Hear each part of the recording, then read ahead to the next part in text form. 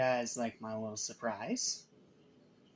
I knew about this one for a while. I've wanted to watch it for a while, but I was saving it for the right moment, and this is the right moment. Not only that, it is the perfect way to transition from the main X-Men movies to the Deadpool trilogy we're going to start looking at next time. Why? Well, because Deadpool's in it.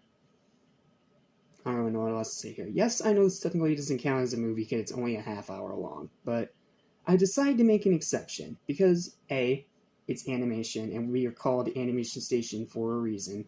B, I've heard pretty good things about it and I've wanted to check it out for a while. And C, because it's the perfect way to transition from one side of the X-Men movie series to the other side as it nears its home stretch. Because after this, when we have the 3 Deadpool films, and then X month is done. Yeah, I know. Surprising it's almost done already, but this one's pretty good, and I have a decent bit to talk about with it, so let's discuss together. What's up? What's happening? What's going on? Welcome back to Animation Station, numbers are fan of animation, including TV and movies as well. I'm your host, Jackson Small. Welcome back to X Month. Welcome to my little surprise entry into our marathon, known as Hulk vs. Wolverine. I've already given it enough of a preamble. Here's my written review. Yes, I know this is not a feature-length film and doesn't have any connection to the live-action films at all. But since I do mainly focus on animation, and I've wanted to check this out for a while now, this feels like the right time to do it. Not to mention it does feature the Merc with a mouth himself. So it's a perfect way to transition from the main X-Men films to the Deadpool trilogy as X Month reaches its home stretch. Pros, fantastic voice acting. That's this movie's biggest strength, the fantastic voice acting. Steve Blum as Wolverine, Nolan North in his first ever appearance as Deadpool, and far from his last. Like, those two are the highlights of the movie. Excellent animation. Like, this may be a Marvel film, but it's a pretty good animated Marvel film. Like, it doesn't feel like cheap flash animation, it doesn't feel like a TV movie. No, this feels legitimately really well animated and feeling cinematic despite being only 30 minutes. Lightning fast pacing, outstanding action. This movie's action is so freaking good. Like, it's not the Wolverine good, but it's still really good. Very bloody, borderline R-rated violence. Like, how this is PG-13 is beyond me.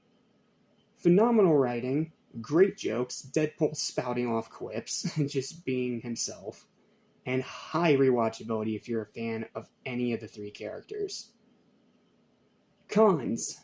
The whole film is pretty much a glorified action sequence, which in turn leads to the storytelling feeling basic. Like, the story definitely takes a backseat to the action in this one, whereas with most movies, you want the story to come before the action, not the action to overwhelm the story.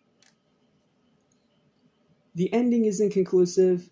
We never see who wins. It's just left up in the air and leaves it on a cliffhanger that will never be resolved. And its runtime is a double-edged adamantium blade, both not wasting time, but also not given enough time to really flesh out its concept to its fullest capability. Imagine if we got a full-length feature film called Hulk vs. Wolverine, and we got to see these two, like, in a combined story together, kind of like what they did with Hulk and Iron Man, but here, for some reason, it's only a half hour, and I don't really quite understand why. Because I feel like this is one of those stories that absolutely could have worked with a feature length if they gave it a chance. Overall, though, it is a great watch for fans of the 2 characters and Deadpool. But it's too brief and basic to really leave much of an impact afterwards. Like, it's an easy sit, it's a quick sit, it's not even an hour long, but at the same time, it should have been an hour long because I feel like they could have done a lot more with this concept than what they did. And considering that's going up against the direct-to-DVD DC movies, that's not a very good bar to try and clear. So, let's get to the final verdict here. My final verdict for Hulk vs. Wolverine is going to be an 8 out of 10. It's a great time, but really could have used another 30 minutes. Still recommended, though. If you're a fan of Hulk, you're going to like this movie. If you're a fan of Wolverine, you're going to like this movie. If you're a fan of Deadpool, you're going to love this movie because he's one of the best parts of it and is just being himself and absolutely hilarious. So, yeah, that pretty much does it. It's a quick review, but I wanted to keep it a surprise, and I hope my surprise was worthwhile enough to you. So, yep, thank you guys so much for watching, and I'll see you guys next time for Deadpool. Nothing more to say. See you next time. We